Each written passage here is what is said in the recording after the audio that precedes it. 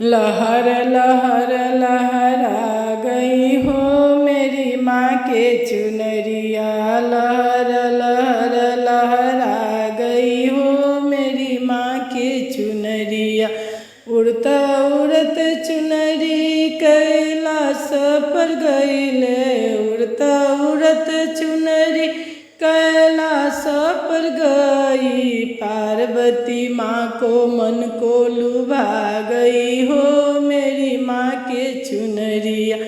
पार्वती मैया के मन के लुभा गई हो मेरी माँ के चुनरिया। लहर लहर लहरा गई हो मेरी माँ के चुनरिया। लहर लहर लहरा गई हो मेरी माँ के चुनरिया।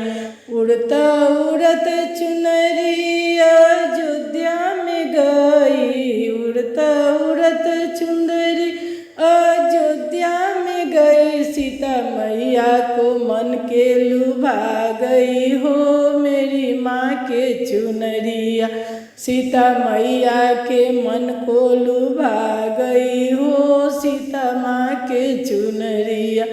सीता मैया को मन को लुभा गई हो मेरी माँ के चुनरिया। लहर लहर लहरा गई हो मेरी माँ के चुनरिया। उड़ता उड़त चुंदरी गोकुल में पहुँची। उड़ता उड़त चुंदरी गोकुल में पहुँची। राधा को मन को लुभा गई हो मेरी माँ के चुनरिया। राधा को मन को लुभा गई हो मेरी माँ के चुनरिया। लहर लहर लहरा गई हो मेरी माँ के चुनरिया। लहर लहर लहरा गई हो मेरी माँ के चुनरिया। उड़ता उड़त चुंदरी शिव चर्चा में गई। उड़ता उड़त चुंदरी शिव चर्चा में गई। गुरु बहना लोग के मन के लुभा गई हो मेरी माँ के चुनरिया।